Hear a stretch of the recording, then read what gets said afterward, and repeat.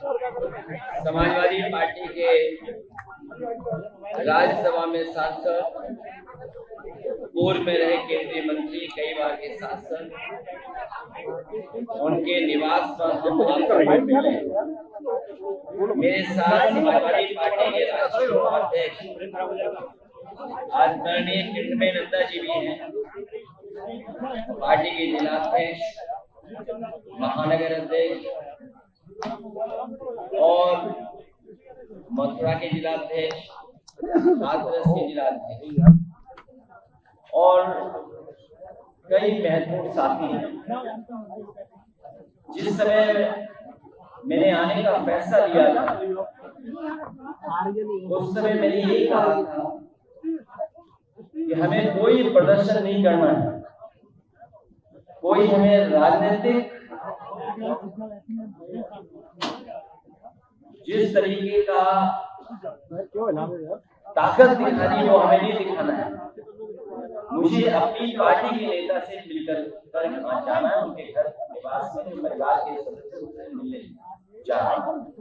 अरे यार तू बोला भाई क्या बोल रहा है? इससे पहले भी पार्टी के हमारे राष्ट्रीय प्रमुख महासचिव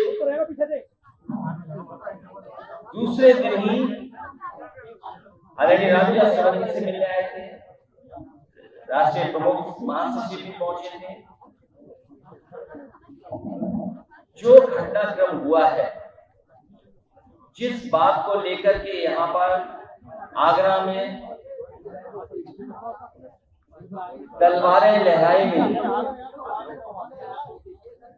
बंदूकें भी लहराई गई, डंडे थे वो लहराए गए। सुना है कि वो शांतिपूर्ण तरीके से सम्मेलन करने की परमिशन सरकार ने दी, और उससे पहले आपने सबने वो तस्वीरें देखी जहां पर बुलडोजर से चल करके कई थानों को क्रॉस कर करके लोग यहाँ आए, तोड़ फोड़ से लेकर के हमला किया है। उनका इरादा क्या था? उनका इरादा ये भी रहा होगा कि जान ले लें, क्योंकि जिस तरह के कथन, जिस तरह के वीडियो आ रहे हैं सामने, उसमें जो बोला जा रहा है,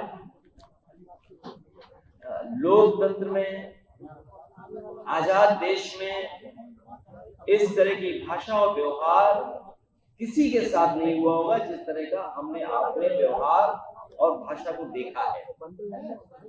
ये जो तलवारें लहराई जा रही थी, ये भोले सीधे साधे लोगों का फायदा उठा रहा था कोई। मैं इस बात को इसलिए कह रहा हूं, जिसने मुझे मारने का कहा कि मैं गोली मार दूंगा, वो बहुत ही गरीब, भोला भाला, सीधा इंसान है। इसी तरह बहुत सारे भोले भाले लोग आए थे, उन्हें कठपुतली की तरह इस्तेमाल किया जा रहा था। उन्हें ये भी नहीं पता था कि उनके कठपुतली बनाने में किनकी उंगलियों में धागा है। लखनऊ वालों के हाथ में धागा था कि दिल्ली वालों के हाथ में धागा है। ये जो कुछ हम लोगों ने देखा, ये लखनऊ और दिल्ली का जो झगड़ा है बड़ा वाला, उसकी वजह से ये ताकत दिखाने का प्रदर्शन हुआ। आगरा सामाजिक न्याय के राज के स्थापित करने का जो संकल्प हम लोग उठा रहे हैं, उसी से रास्ता खुलेगा। क्योंकि बाबा साहब भीमराव अम्बेडकर जी का दिया हुआ संविधान, ये हमारे लिए ढाल है। और कई मौकों पर कहा कि संविधान ढाल के साथ साथ संविधान हमारा संजीवनी है। और अभी तक तो बाबा साहब भीमराव अम्बेडकर जी का संविधान हमारे सम्मान को, हमारे हक को, हमारे अधिकार को बचाते आया है। वही हमारा ढाल बनकर निकला है। इसलिए मैं कहना चाहता हूं, सामाजिक न्याय का राज स्थापित करने का जो संकल्प हम सब लोगों ने उठाया है, उसके लिए हम आज से आगरा को सामाजिक न्याय की पीड़ितात्मक राजधानी के रूप में स्वीकार करने की घोषणा करते हैं, क्योंकि आगरा जैसी जगह पर ही संकल्प लेना हम समाजवादियों के लिए बड़ी बात है। आगरा पीडीए के मान सम्मान के संघर्ष का नया कुरुक्षेत्र बन करके निकला है और हमारे पीडीए के सम्मान और पीडीए से जुड़े हुए लोगों को बहुत बार अपमानित होना पड़ता है। समय समय पे हम लोगों ने अपमानित महसूस किया, अपमानित हुए। जो आदरणीय सुमन जी के घर पे हमला हुआ है, ये कोई अचानक वाला नहीं था। आदरणीय सुमन जी के घर पर जो हुआ है हमला, बहुत सोच समझ करके हमला हुआ है, बहुत सोच समझ करके तैयारी के साथ हमला किया गया। ये कोई सुनने में आ रहा है, जो सुनने में आ रहा है, हो सकता है वो बात आप लोगों तक मुझसे पहले पहुंच गई हो। योगी जी की निगरानी में उनके एक सलाहकार और कुछ इंडिपेंडेंट स्वजातीय एमएलए जो राजस्थान के थे, इंडिपेंडेंट एमएलए को लखनऊ के एक बड़े होटल में बुलाया गया था। फिर इस मुद्दे की पटकथा उस सीएम के सलाहकार ने इन स्वजातीय एमएलए के साथ मिलकर लिखी कि राजस्थान और यूपी के कुछ अराजक तत्व और योगी सेना को फंडिंग की ताकि ये माहौल बनाया जाए जिससे दो फायदे हों।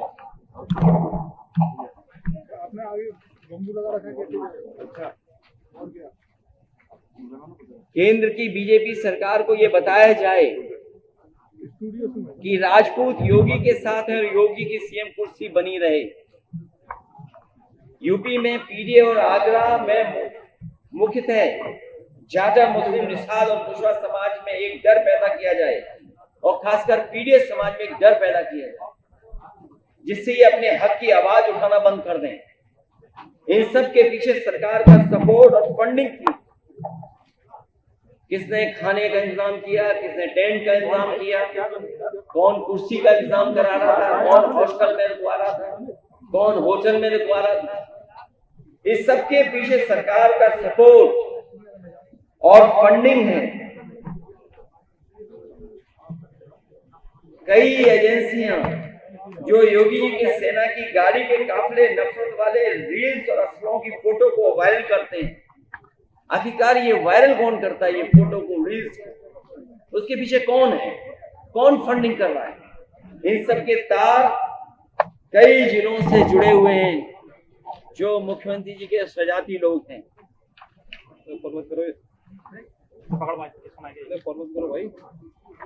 और मैं इसलिए कहता हूं कि सरकार पिछड़े दलितों और अल्पसंख्यकों को डराना चाहती है।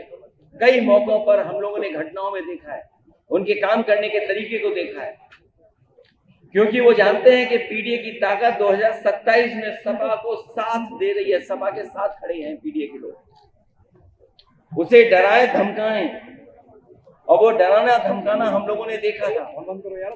अभी जो बाई इलेक्शन हुआ था उसमें किस तरीके से डराया धमकाया गया था, उन्हें वोट तक नहीं डालने दिया गया था। ये बड़ी साजिश थी। और मैं कुछ उदाहरण हाल के ही देना चाहता हूं, मैं पुराने उदाहरण कोई नहीं देना चाहता हूं। किस तरीके के सरकार का व्यवहार है डराने का, मैं वही उदाहरण कुछ देना चाहता हूं। हालांकि कुछ बातें जो घटनाएं हैं उसमें कुछ मिलकर के कुछ और फैसले हुए हैं, लेकिन जो घटनाएं हम लोगों ने देखी और हाल में हुई हैं, इलाहाबाद में एक दलित को जला के मार दिया गया क्योंकि उसने जाति विशेष के लोगों के गेहूं काटने से मना कर दिया। क्या आज के आजाद भारत में जहां बाबा साहब भीमराव अम्बेडकर जी का संविधान हो, वहां पर ऐसी घटनाएं होंगी कि अगर गेहूं के काटने के लिए मना कर दे तो उसकी जान ले लेंगे जला करके?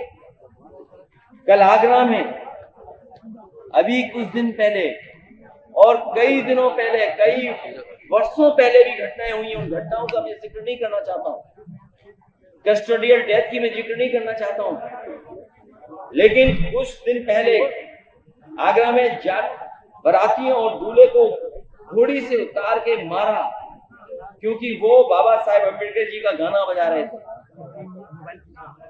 अगर गाना तेज था तो उसकी शिकायत की जा सकती है, लेकिन गाना आप क्या बजा रहे हैं, नहीं बजा सकते हैं, और किस तरह का व्यवहार रहा।